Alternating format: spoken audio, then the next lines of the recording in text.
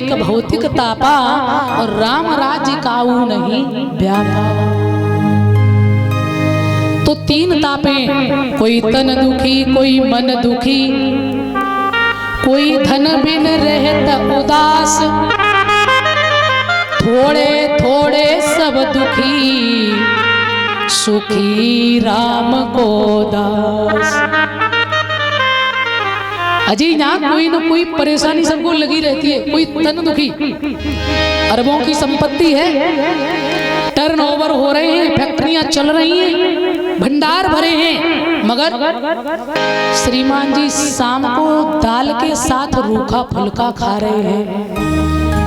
हाँ जी, मित्र ने आकर के पूछ लिया, अजी आपका तो इतना वैभव है, मगर आप तो जो चाहो सो खाओ, पर ऐसा रूखा भोजन। अरे साहब क्या बताएं, डॉक्टर ने मना कर रखा है। यदि घी खा लिया तो ब्लड प्रेशर हाई हो जाएगा, थोड़ा मीठा खा लिया तो डायबिटीज बढ़ जाएगी। क्या बताएं साहब, भगवान ने दिया तो सब कुछ है, मगर जबान बंद कर रखी। कोई तन दुखी, सब कुछ और तन से परेशान, कोई मन दुखी। एक बड़े सेठ जी थे, उनका बेटा एक ही था, अरबों की करोड़ों की संपदा। मन में विचार किया शादी करेंगे, मगर ऐसे नहीं तो बोले हेलीकॉप्टर से बारात लेकर के जाएंगे। दुनिया देखेगी कि विवाह किया, एक लड़का था, क्या व्यवस्थाएं की थी सेठ जी की। मकान में डिस्टेम्पर चल रहा है, तैयारियां हो रही, शादी का बस ज्यादा नहीं 2-4 दिन का टाइम बचा था, और बेटा घर की नौकरानी कोई लेकर।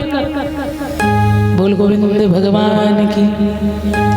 अब पिताजी तो सरते हाथ लगाए बैठे टेंशन में।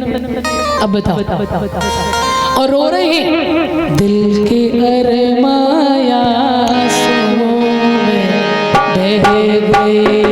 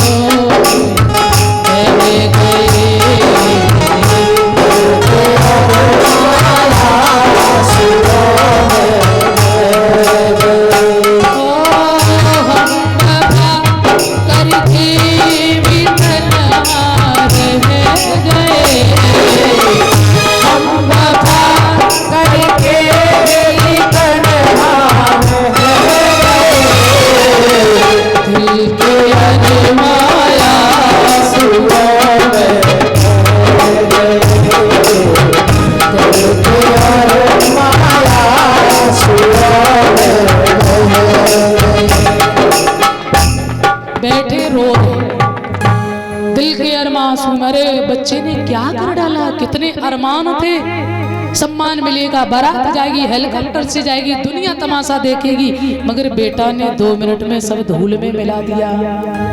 चिंता हो गई। कोई तन दुखी, कोई मन दुखी, मन से दुखी हो गए कि नहीं। कोई धन में न रहता उदास, 25-25 मंजिलों में लटक लटक करके मेहनत करते हैं सारे दिन, फिर भी इतना नहीं मिलता है जो बच्चों का पेट भर जाए, भरण पोषण परिवार का हो जाए। इतनी मेहनत, मगर कहते हैं ना, थोड़े थोड़े सब दुखी, सुखी राम को दास। यहाँ पाप ताप संताप सबको लगे हैं, मगर सुखी तो केवल और केवल प्रभु का दास है। जिसने अपनी नैया राम जी के चरणों में रख दी, प्रभु जी के चरणों में रख दी, वो कभी दुखी नहीं, वो सदा प्रसन्न रहते हैं, सदा प्रसन्न। बोलिए सच्चिदानंद भगवान की। तो बोले ऐसे गोविंद को जो तीनों तापों का नाश करने वाले हैं, उनके चरणों में हम वंदन करते हैं। और अकेले मैं नहीं, वयम नमः, वयम यानी संस्कृत का बहुवचन शब्द है। तो बोले हम सभी मिलकर के उन्हें प्रणाम करते हैं। बोल गोविंद भगवान की। श्री राधा रानी सरकार की प्रणाम किया है। और इस भागवत के आचार्य जो है श्री सुखदेव स्वामी, बड़े परम विरक्त हैं, जिनकी कथा बड़ी विचित्र है। जन्म लेते ही जो संसार को छोड़कर जो त्रिगुणातीत है,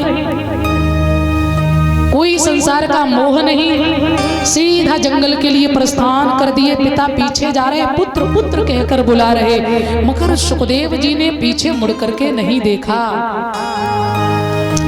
वृक्षों ने कहा है, अरे भगवान किसे बुला रहे, न जाने कितनी बार तुम बेटा बने इनके, न जाने ये तुम्हारे कितनी बार बने। ये तो सर्वभूत हृदय है। यम प्रव्रजंत मनपेत मपेत कृत्यम द्वय पाहिनो विरह कातुर आजुहाव पुत्रेत तन्मयतया तरवो विनेदुष तम सर्वभूत हृदयम मुनिमान तोषणी। ये तो मुनियों के गुरु हैं, ये बहुत बड़े महान पुरुष हैं। कहाँ पुत्र मान बैठे हो व्यास, लौट जाओ। व्यास जी वापस लौट करके चले आए। सुखदेव जंगल में गए और निराकार ब्रह्म की समाधि में बैठ गए। बोल गोविंद भगवान की, सुखदेव जी भगवान की। तो इस भागवत के परम आचार्य सुखदेव जो है, मगर मैं एक बात आपको बताना चाहेंगे, सच में ये व्यासपीठ जो है बड़ा पावन पवित्र है, पर आजकल ना तो श्रोता भी क्या करें, कहीं कहीं तो श्रोता भी ऐसे होते हैं। हाँ व्यास जी सुरंगा सुनाओ जरा, हाँ दो लाइनें हो जाने दो। उन्हें नहीं मतलब है कि भागवत क्या है। और सच तो ये कहा गया है, भागवत का महत्व इतना बड़ा है, जो जीवन में केवल भागवत का अर्थ यदि समझ ले कोई प्राणी, समझ लेना उसी दिन उसका कल्याण हो गया।